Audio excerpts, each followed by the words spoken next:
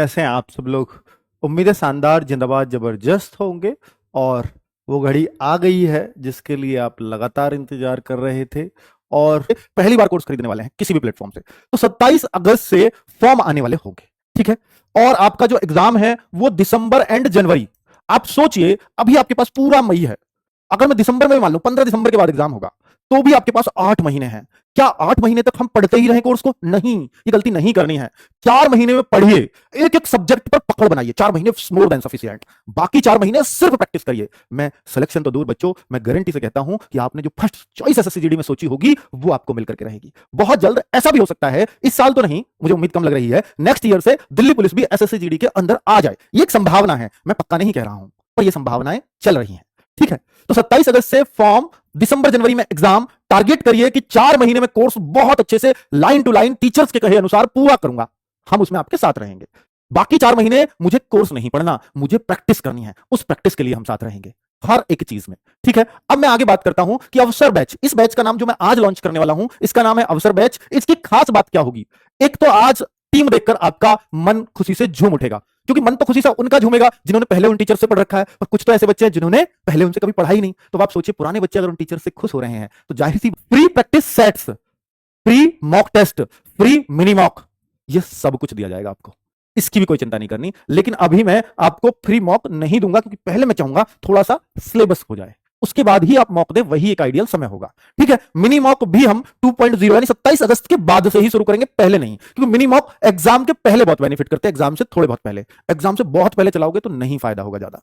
ठीक है। तो आपके लिए आइडियल टाइम क्या है किसी चीज को चलाने का, वो हम बेहतर जानते हैं, क्योंकि रिजल्ट देते आ रहे हैं, रैंकर्स दे रहे हैं बराबर। बहुत अच्छे समय से शुरू हो रहा है ये बैच, क्योंकि हमें डेट पता है, डेट हमारे टारगेट पर है, इसलिए कोई दिक्कत वाली बात नहीं है। क्या इस बैच के अलावा बुक्स की भी जरूरत पड़ेगी? बहुत सारे बच्चों के मन में होगा। बच्चों, मैं ऑनलाइन पढ़ने वाले हर बच्चे से हमेशा कहता आया हूं कि भाई, आप केवल देखिए, बहुत टीचर हर संभव प्रयास करता है कि पीडीएफ से, उसकी से जो उसने पढ़ाया है उस नोट से सब कुछ फंस जाए, लेकिन नहीं। ऐसा देखिए, मैथ्स और रीजनिंग और हिंदी में आपको और कंफर्टेबल होना है। यानी आपको टीचर ये तो कर देगा कि हाँ इससे आ जाएगा और आ भी जाएगा, लेकिन आपके अंदर कॉन्फिडेंस नहीं आएगा, क्योंकि आपको मन में रहेगा कि मैंने केवल टीचर का पढ़ा है। लेकिन जिस दिन आप थोड़ा सा बुक को और पढ़ लेते हो टीचर के साथ, तो एक कॉन्फिडेंस रहता है कि ये टीचर ने भी नहीं पढ़ाया था, वो भी मैंने कर लिया उसके पढ़ाई की वजह से। तो आपके अंदर सेल्फ कॉन्फिडेंस आता है, क्योंकि पेपर सबको पता है टीचर नहीं बनाएगा। तो कॉन्फिडेंस आप में सिर्फ बुक से आता है। तो मैं ये कहता हूं हमेशा कि बुक्स आपके पास होनी चाहिए। अब आपके पास पुरानी हमारी एसएससी जीडी की बुक्स हैं, तो वो है, मत खरीदिएगा, नहीं, काफी हैं, क्योंकि इस बार तो बहुत आसान आए थे उसके मुकाबले। सारा उन बुक्स के अंदर से था। लेकिन अगर आप नहीं लेने की सोच रहे हैं तो अभी मत लीजिएगा, मैं उन बुक्स को और अपडेट करा रहा हूं, क्योंकि इस बार वाले जो क्वेश्चंस हैं 2023-24 में जो आए हैं, उनको भी उसमें अपडेट करा दूंगा। ठीक है। उन क्वेश्चंस को और एक प्रॉपर सीरियल दे दूंगा, नए बच्चों के लिए बहुत बेनिफिशियल होंगे। उसमें भी हमें 1.5-2 महीने लग सकते हैं। ठीक है। चलिए, तो तब बुक ले लीजिएगा, तब प्रैक्टिस कर लीजिएगा। आगे क्या इसके बाद कोई और बैच की आवश्यकता नहीं? आपको मैथ्स में जहां अर्थमेटिक आता है नहीं पड़ेगी कोई और बैच की आवश्यकता, रीजनिंग में नहीं पड़ेगी, क्योंकि सब कुछ पढ़ाएंगे। हिंदी, हिंदी का इसका बहुत लिमिटेड सिलेबस है, इसलिए हिंदी में हो सकता है आपको और कुछ भी पढ़ना पड़े। ठीक है। अब बात आती है जीएस की, तो जीएस में भी शायद नहीं पड़ेगा कुछ और पढ़ने की जरूरत, क्योंकि सब कुछ पढ़ाएंगे। ठीक है। अब आप खुद सोचिएगा कि अगर मैंने सब्जेक्ट स्ट्रॉन्ग कर लिए तो मुझे बैच की जरूरत कहां है। अभी इस बार जिस बच्चे के 80 में से 80 क्वेश्चन सही थे, 160 में से 160 मार्क्स थे, रिजल्ट नहीं आया पर उसके सारे क्वेश्चन सही थे, तो उसने बोला था कि इस बार अवतार बैच था हमारा, वो चिराग बैच का स्टूडेंट था, चिराग उसने अच्छे से कंप्लीट किया और उससे वो फिजिकल में बाहर हो गया था। लेकिन इस बार उसने क्या किया कि वो चिराग बैच की तैयारी थी, इस बार सिर्फ प्रैक्टिस सेट किए थे आरडब्ल्यूए से, जो यूट्यूब पर फ्री होते हैं, उनको किया, नया बैच नहीं लिया, पूरे में से पूरे मार्क्स। ये होती है तैयारी, ये एक तरीका है, यही हम आपको बताते हैं। हम भी नहीं चाहते कि आप बार बार बैच ले, लेकिन उसको यह विश्वास था कि मैंने चिराग से हर एक सब्जेक्ट कंप्लीट कर लिया। अगर आपको यह विश्वास हो कि अवतार से आपने हर एक चीज कंप्लीट कर रखी है, तो मत लीजिएगा ये बैच। देखो, कोई बोलता है अपने बैच के लिए कि मत लीजिएगा, मैं बोल रहा हूं क्योंकि मैं एक ईमानदार सलाह देना चाहता हूं आपको हमेशा। ठीक है। तो अभी यहां पर अवतार बैच जिन्होंने पूरा अच्छे से कंप्लीट किया, उनको अवसर बैच लेने की जरूरत नहीं है। लेकिन अगर आपने वहां कमजोरी रह गई है किसी भी एक सब्जेक्ट में, तो जरूरत बैच की हमेशा पड़ती रहेगी। तो अब आप पर छोड़ता हूं, आपने कितनी शिद्दत से वो बैच कंप्लीट किया है। ठीक है।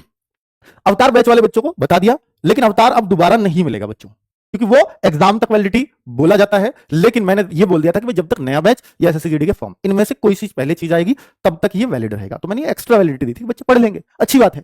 ठीक है। लेकिन अवसर बैच की वैलिडिटी के फॉर्म, उन तक इसकी बैच बताओ ऐसे होता है क्या? लेकिन हम करते हैं क्योंकि जेन्युइनिटी है, कि उसने पढ़ने के लिए इस साल के लिए लिया है, क्योंकि एग्जाम तो उसका हो चुका, बाद में पेमेंट कर रहा है तो नई तैयारी के लिए कर रहा है, तो उन बच्चों को सबको हम फ्री देंगे, ये हमारा हक बनता है। ठीक है बच्चों। चलिए, अब अवसर बैच की एक टीम है, आप फोटो देखकर मन प्रसन्न हो जाएगा। हालांकि हम हिंदी भी कराएंगे आपको, इंग्लिश भी, लेकिन आपको एक चीज करनी है, या तो हिंदी या इंग्लिश, ठीक है। अब यहां पर मैं आपको दिखाऊं कि भैया ये टीम है, ये कौन सा सब्जेक्ट कौन पढ़ाएगा। मैथ्स पूरा दीपक भाटी सर पढ़ाएंगे, रीजनिंग पूरी संदीप सर पढ़ाएंगे, हिंदी पूरी नीरज सर पढ़ाएंगे। तो आप सोचिए इन तीनों से ही 80 में से 60 नंबर हो जाते हैं। बाकी 20 के लिए ये सारी क्लासेस हैं, समझिए ना, जीएस के लिए। अब आप ये सोचो कि सर ये तो 10 क्लास रोज, नहीं, मैं भी जानता हूं इतना कैसे कर पाए। बैच पढ़ रहे हैं उनके लिए डाउट ग्रुप एक नई चीज होती होगी, क्योंकि बहुत सारे बच्चों को बहुत सारे क्वेश्चन चलेंगे क्लास लेने के बाद। तो आप जनरली एक ग्रुप से हम सारे बच्चों को जोड़ देते हैं टेलीग्राम से, बहुत मैसेज ना आए इसलिए शाम को 8 बजे से 10 बजे के बीच खुलते हैं। 8 से 9 एक मैसेज भेज सकते हो, 9 से 10 एक मैसेज भेज सकते हो। और आपके एक से ज्यादा सवाल है तो आप पेज लिखो, फोटो भेज करके भेज दो उसका, क्लियर, ठीक है। तो भाई क्वेश्चन तो मत पूछना, इसमें क्वेश्चन का भी जवाब देंगे, लेकिन आपकी जनरल क्वेरीज होंगी उनको जरूर पूछना, वो सब सॉल्व करेंगे। क्वेश्चन तो हर टीचर क्लास में ही करवा देगा। मान लीजिए टीचर का नंबर सिस्टम आप पूछ रहे हो परसेंटेज का, वो भी हुई नहीं है, मत पूछना ऐसे, कोई फायदा नहीं होगा उसका, उसका जवाब नहीं देंगे टीचर, क्योंकि आप आगे चल रहे हो। अभी चैप्टर पे आने दो, तब कोई डाउट बचे तब पूछना। तो क्लास नोट्स हर क्लास के मिलेंगे, मॉक टेस्ट मिलेगा ही मिलेगा। एक्सपीरियंस टीचर इसलिए है कि एसएससी में आप जब भी कोई नाम सुनेंगे तो आरडब्ल्यूए सबसे ऊपर होगा, ठीक है। और वही टीचर, यही टीचर हर बार रैंक दे रहे हैं। आगे बच्चों, ये आज से बैच परचेज कर सकते हो। 9 मई यानी 9 मई से क्लासेस स्टार्ट हो जाएंगी। मात्र 640 का बैच